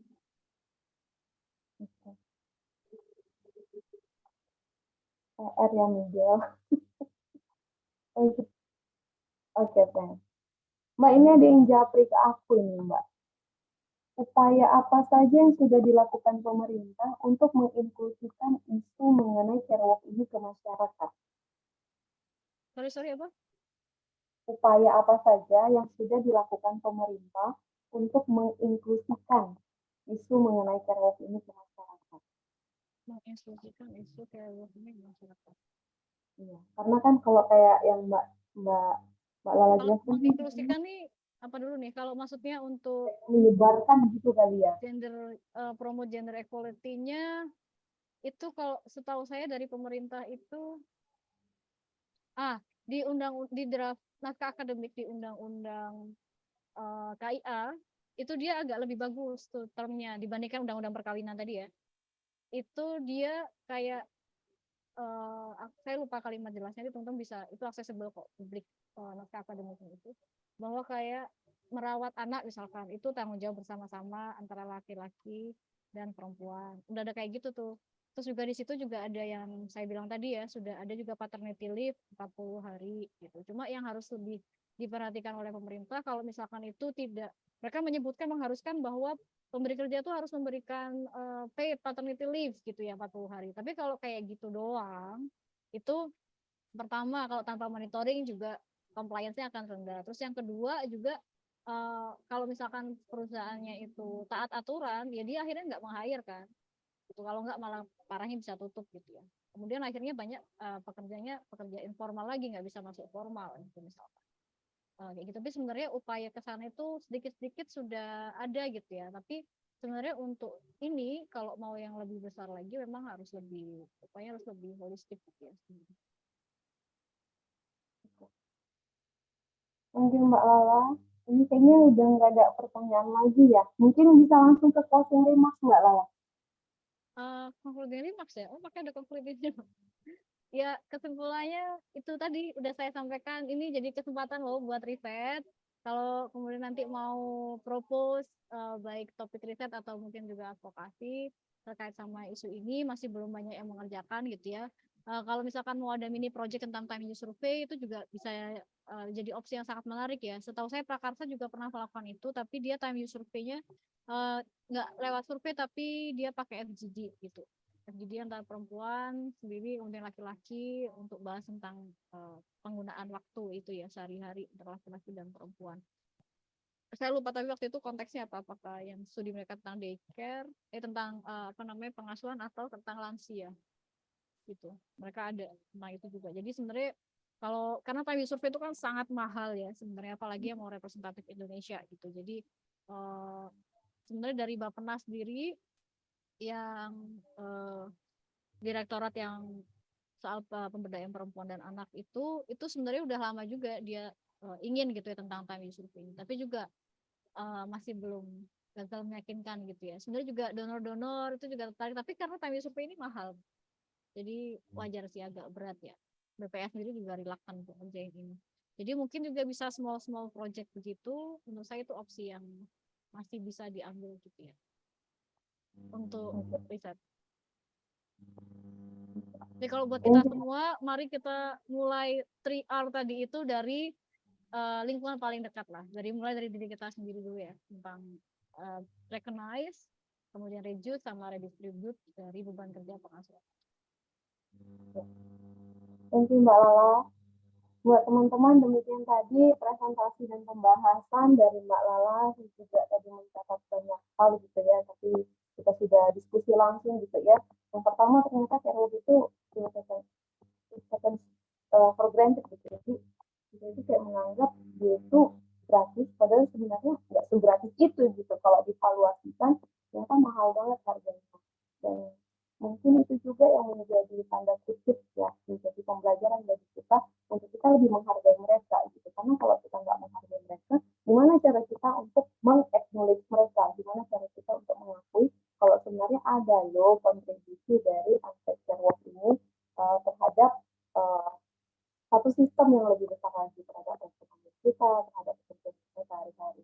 Pembelajaran juga ini dari waktu saya di Halmahera Utara ini juga terjadi gitu ya, karena di sana ibu-ibu itu mereka kan untuk jadi petani kelapa pekerjaannya itu mereka udah kerja dari rumah, kerja juga untuk pas kelapa gitu ya, tapi bapak-bapaknya itu ya pulang pergi mabuk gitu. Jadi bebannya itu ada di mereka, dan ini pasti banyak terjadi di konteks masyarakat kita, dan ini menjadi PR kita bersama untuk kita semua. Mungkin kita mulai dari keluarga kita masing-masing. Ya, kalau kayak saya pribadi, saya di keluarga Batak ini sangat susah untuk dilakukan gitu ya. Sama Karena di Jawa juga sih. pelaku-pelakunya itu ya orang-orang tua kami juga gitu ya. Jadi kalau untuk mau bilang gitu ya, apalagi ada tatanan hubungan kekeluargaan gitu ya, kalau di keluarga Batak itu ya, ada tanda kutip kalau untuk yang bagian kerja itu adalah bagian boru gitu ya. Nah itu kalau di dalam ada acara, ada apa gitu, itu memang pantang banget gitu untuk bapak-bapak turun. Nah, saya bersyukur kalau bapak saya itu tipe orang yang tidak seperti itu. Jadi dia bangkit gitu ya, dia pergi ke dapur, dia mengerjakan itu untuk mempersiapkan makanan kami. Jadi bapak-bapak yang lain juga mau nggak mau turun kayak gitu. Tapi kan itu tidak di semua contoh keluarga, dan ini yang menjadi PR juga untuk kita semua. Kepada seluruh peserta, dimohonkan untuk mengisi form evaluasi di link yang sudah dicantumkan oleh panitia di kolom chat, dan juga tadi ada daftar hadir yang ada dikirimkan oleh Mas Abdul ya, Mas Agung juga di kolom chat. Oke. Mungkin demikian pemaparan dan pembahasan kita siang ini dengan topik yang luar biasa ya, satu topik yang jarang tapi ternyata sangat relate dengan kita. Dan semoga teman-teman pada siang ini mendapatkan manfaat gitu ya, dan juga mendapatkan ide untuk pengembangan riset terutama bagi mahasiswa, supaya topiknya itu juga enggak hanya analisis dampak pengaruh kemiskinan terhadap ini, analisis dampak pengaruh, karena mahasiswa kan gitu ya Mbak, kalau dilihat itu kan topiknya Five Zaman Ocean kita kali lihat, sekarang udah pinter-pinter mahasiswa ya. sekarang juga kalau di kampusku masih gitu. Oh, Jadi ini nih ada chance gitu, apalagi sekarang kan banyak pemberian beasiswa gitu ya untuk penelitian. Dan mungkin kalau lihat topik yang seperti ini kan juga wah kesempatannya kan. Mungkin itu kali ya pembahasan kita siang ini. Saya kembalikan kepada MC Mbak Yesi, waktu dan tempat silahkan. Alhamdulillahirrahmanirrahim, kita sudah sampai di penghujung acara. Dari pemaparan dari Mbak Lala sangat bagus ya. Jadinya saya itu sebagai IRT itu jadi lebih pede sekarang Mbak Lala. Peran saya di perekonomian itu ternyata cukup besar gitu ya. iya dong. Yang biasanya cuma dianggap malah ibu rumah tangga gitu ya, nggak kerja gitu kan statementnya seperti itu. Tapi sekarang karena tahu ada data yang sudah disampaikan, jadinya lebih pede nih, ibu rumah tangga punya peran besar nih dalam perekonomian. Gitu. Nggak boleh cuma diabaikan begitu saja ya. Iya, kalau di value ya lumayan. Bisa jadi gaji saya lebih gede nih daripada gaji suami sebenarnya. Kalau di paid. Gitu.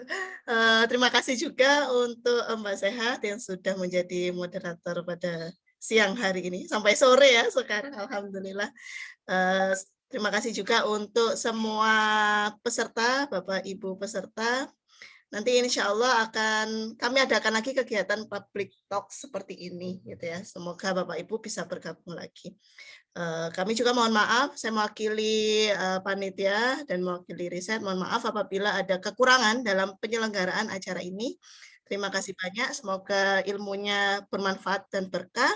Amin. Saya tutup. Wassalamualaikum warahmatullahi wabarakatuh. Pasti diskusinya menarik banget.